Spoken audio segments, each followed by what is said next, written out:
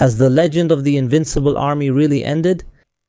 More than 36 hours have passed since Operation Freedom, and not a single ship has crossed the Strait of Hormuz. Trump says this conflict will end in 2 weeks, but the truth is that today the Navy can't even get close to the Strait of Hormuz. Is the time approaching for countries to disappear from the map? Why are the UAE and Bahrain terrified of next Friday? All the details after a short break. Stay with us.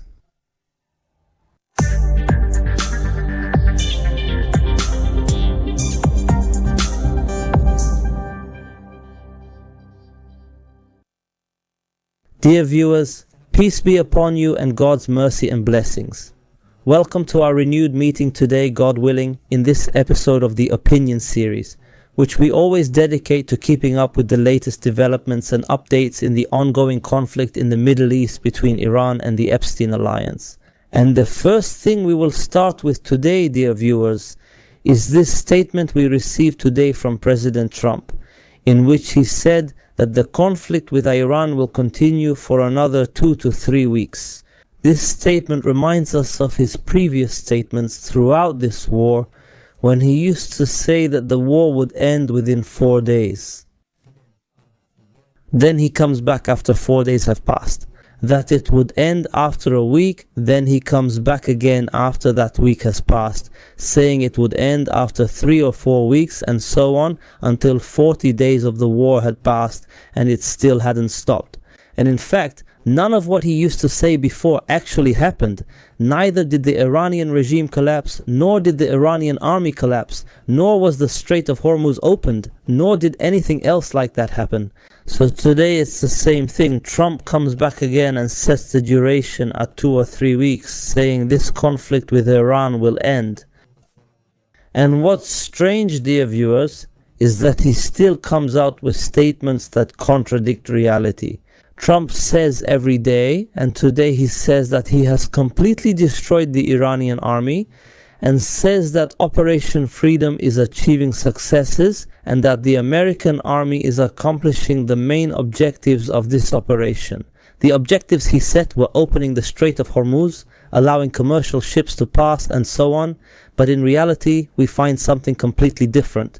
More than 36 hours have passed since the beginning of this operation, and not a single ship has succeeded in passing through the Strait of Hormuz, except with prior coordination with Iran. Since the beginning of this war, Trump has been making statements that contradict reality. We destroyed Iran, we destroyed all the Iranian missile systems, we completely destroyed their naval forces. In the end, it turns out that nothing was destroyed, and it turns out that Iran is still in control in the region. Trump said today that America achieved a great victory over Iran, and that Iran will need 20 years to recover from this war. Moreover, Trump said that if the Iranians attack American military ships, they will disappear from the face of the earth. So there are always contradictory statements from Trump. Iran attacked American ships yesterday, but nothing happened. The only thing that happened was that these American ships quickly turned back and withdrew from the Strait of Hormuz. The confirmed reality today is that Iran is changing the equation in the Middle East. The situation in the Middle East after this war will not be the same as before. According to indicators and what is clear today, there is a new reality. America may now be outside of this equation. Pay close attention, there is a very important piece of information that everyone should take into account today. If any signs of defeat appear for Iran, be sure that all the countries in the region and many countries around the world will come out publicly to condemn Iran. They will turn against Iran.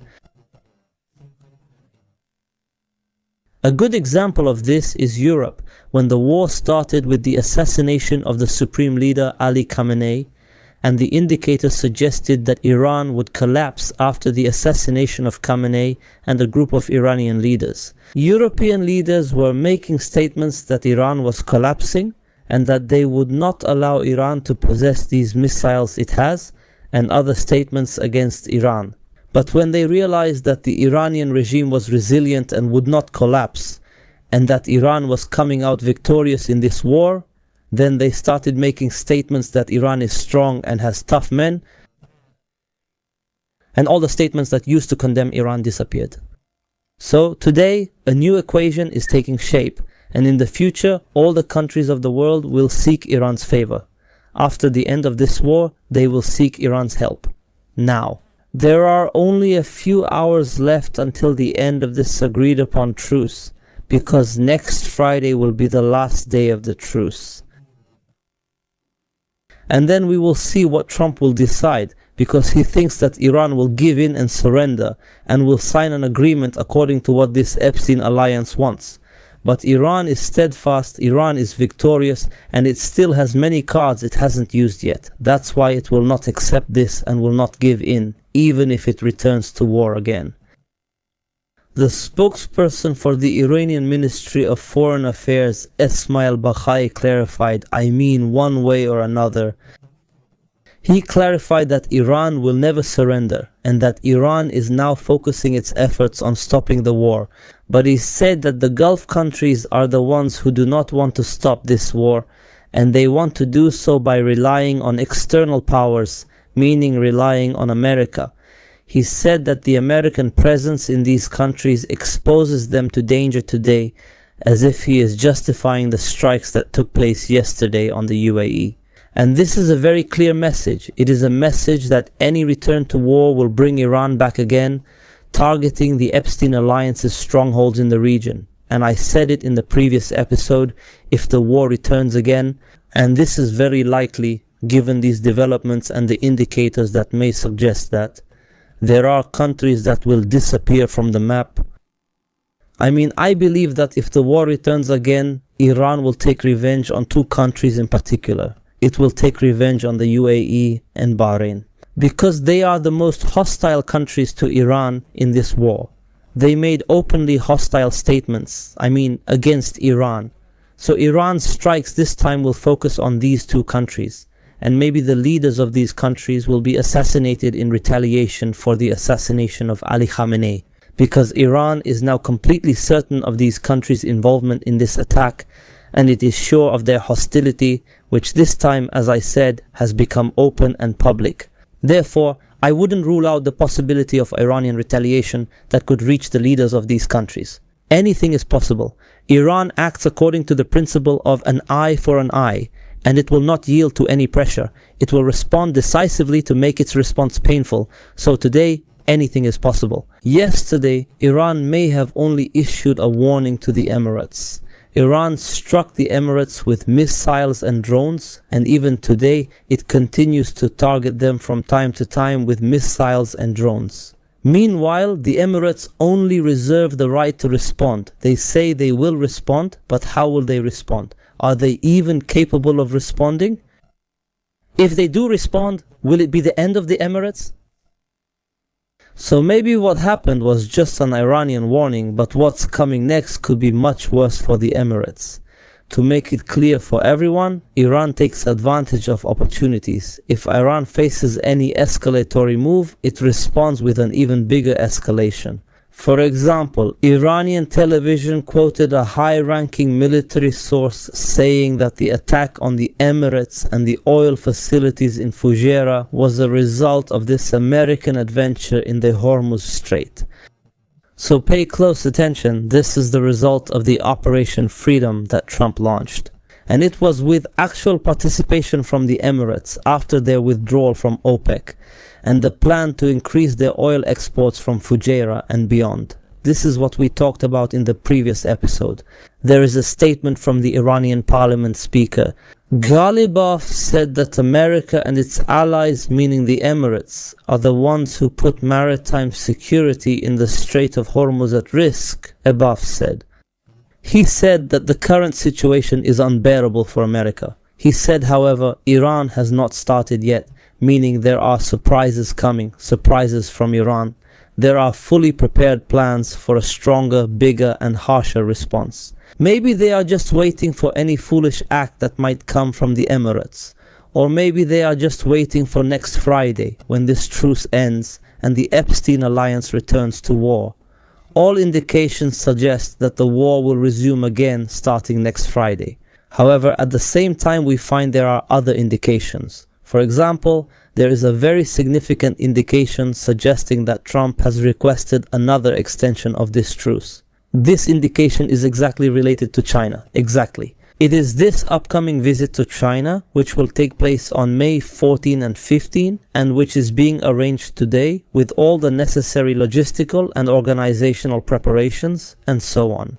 And Trump strongly needs this visit. Trump cannot postpone this visit again, nor can he make this trip while the war continues in the Middle East. Also, he cannot make this visit. And the naval blockade is still imposed on Iran, which is harming China. So, for Trump, in order for the conditions of the visit to be favorable so he can reach agreements with China, he really needs to reach an agreement with Iran before the date of this visit. But up until now, there is no agreement in sight. Iran has conditions that Trump rejects, because they would clearly be considered a defeat for Trump and a defeat for America in this war. And America also has demands that Iran rejects, because they undermine Iran's sovereignty, undermine Iran's freedom, and would make it a submissive, powerless state with weak sovereignty. Therefore, there is no agreement in sight, and Trump remains in a real predicament. Why? Because he is unable to take any step at all. Even the option of returning to war is not in the interest of the US military at all, unless it is decisive and impactful. And this has become impossible. It is no longer possible. The card that America had, which made the option of war a decisive and impactful one, was the decision to assassinate the supreme leader of Iran, Ali Khamenei,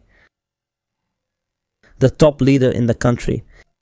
And this was actually done, but it did not yield any results. Therefore, there is no longer any point in the war at all unless Trump is going to risk a ground war. And that's impossible. There is no indication of this because first he would need to mobilize more than 1 million soldiers, a very large force. He would need equipment and logistics that are not available in the region at all today, and that would take a long time. And he won't be able to do that because it would drain the US military even more, since Iran would be a graveyard for the US military. And this would be in favor of China. Of course, while America is losing its ammunition capabilities, China is adding a large amount of ammunition to its stockpile every day. China is the biggest beneficiary of this war, not only because of the heavy drain on American forces, but also in terms of planning, military strategies, and so on. Throughout this war, China has been studying, analyzing, and monitoring everything happening in this war, uncovering the flaws of the US military, the flaws of American weapons, the flaws in plans and logistics, and so on. What's more is that Iran's victory in this war and the exposure of the flaws in the US military is making even the countries in the region look for an alternative to protect them instead of America, or at least seek to create a balance in the region. And this balance will definitely work in China's favor. China will benefit from it, not only in terms of arms sales, but also by strengthening its presence in the region and so on. Although the indicators really suggest that the war will resume starting next Friday, at the same time there are other facts and indicators that stand in Trump's way and make him avoid going back to war. And it really makes us perhaps certain that what is happening today is just pressure that Trump is trying to put on Iran so that it gives in and signs an agreement before his visit to China. It is believed that Iran will give in this way before that date, but Iran knows the game well, as I said, and it also has plans to respond and so on. Trump said today that Iran wants to make a deal and is playing games, and this might be true. Iran does want to make a deal, but a deal from a position of victory, not a surrender deal, a deal on its own terms. As a victorious party, not as the coalition wants. Epstein. So this is the difference today, and this is exactly the difficult equation that this issue is facing. Therefore, the next few hours will be decisive and I believe more escalatory. We will see how things develop in these next few hours, and we will return, God willing. Don't forget to subscribe and hit the like button. Peace be upon you and God's mercy and blessings. See you next time.